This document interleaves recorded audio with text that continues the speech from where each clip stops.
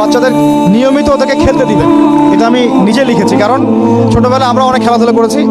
আমি একটু বুঝাই জাস্ট 1 মিনিটে। যত বেশি খেলবে তত সোয়েট হবে, মানে ঘামবে।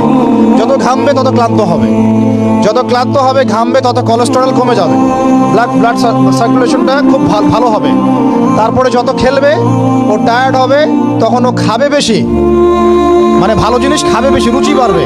যত ভালো খাবে ঘুম তত ক্লিয়ার হবে, ঘুম যত ক্লিয়ার হবে ওর ব্রেন তত শার্প হবে, ব্রেন যত শার্প হবে ও অল্প সময়ে যা পড়তে পারবে, যা মুখস্থ করতে পারবে, এটা 10 ঘন্টায় আপনি পারবেন না। বিশ্বাস করেন, আমি আমার স্টুডেন্ট লাইফে কোনোদিনও মনে হয় 2 থেকে 3 ঘন্টার বেশি পড়ি নাই, কোনোদিনও না, কোনো পরীক্ষার আগেও না, এসএসসি, এইচএসসি, ইন্টার, মাস্টার্স, কোনো পরীক্ষার আগে। আমার তো মনে আছে যে আমি ওই ইন্টারমিডিয়েট পরীক্ষার আগে আমরা ভিডিও গেম খেলতে গেছিলাম, মোস্তফা, মনে আছে আপনাদের? মনে নেই। ওই যে কাচারি বাজারে, এই যে কাচারি বাজারে বাক্সের মধ্যে থাকতো, হ্যান্ডেল থাকতো। কালকে পরীক্ষা বলছে, পরীক্ষা দূর, কিসের পরীক্ষা? আমার ইংরেজি আগে পড়া আছে, আমার পড়া লাগবে না, এত কনফিডেন্স, বিকজ 1 ঘন্টা পড়ছি, আমার হয়ে গেছে। এই হলো অবস্থা। মানে বাচ্চাকে খেলতে দিতে হবে, খেলতে দিলে ওর ব্রেন ডেভেলপমেন্টে অনেক কাজে দিবে, ক্ষুধা বাড়বে, ঘুম ভালো হবে, ইনশাআল্লাহ তাআলা ওরা পড়া দ্রুত মনে রাখতে পারবে ইনশাআল্লাহ তাআলা।